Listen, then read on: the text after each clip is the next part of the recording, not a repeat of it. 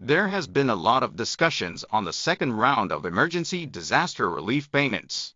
There are different opinions on whether it should be given to every citizen, like the first round of disaster relief payments, or only to those who suffered economic loss due to COVID-19. This distinction is called universal welfare and selective welfare, and this is what we'll be exploring today. What are universal welfare and selective welfare? There was a similar argument 9 years ago about the free school meals policy. The Democratic Party, which was then the opposition party, announced a policy to provide free school meals across all elementary, middle, and high schools, and the ruling party opposed it. The ruling party proposed giving free school meals only to students with economic difficulties, rather than to all students. The opposition stance is an example of universal welfare, where everyone should receive welfare benefits universally. The ruling party's stance is an example of selective welfare, where welfare benefits are given selectively to certain people.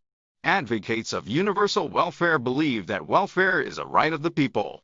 All tax-paying members of society should benefit regardless of their income. The advantage of universal welfare is that it encourages the community spirit and doesn't waste administration. It reduces conflicts between classes because everyone can enjoy the benefits regardless of their wealth. But the disadvantage is that it requires a lot of taxes. Advocates of selective welfare believe that welfare should be efficient.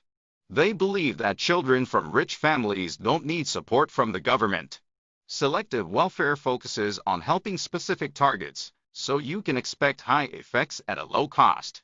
However, there are often causes where benefits can't be provided due to blind spots in the welfare system, and also a possibility of reverse discrimination.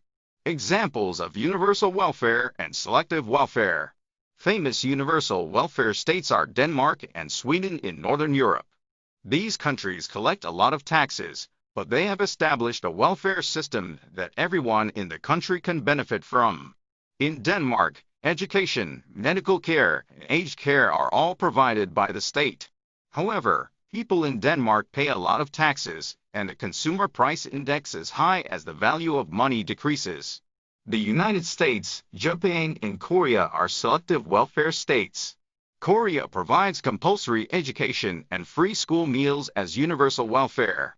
Also, the recent first round of emergency disaster relief payment was paid universally when the economy was hit by COVID-19.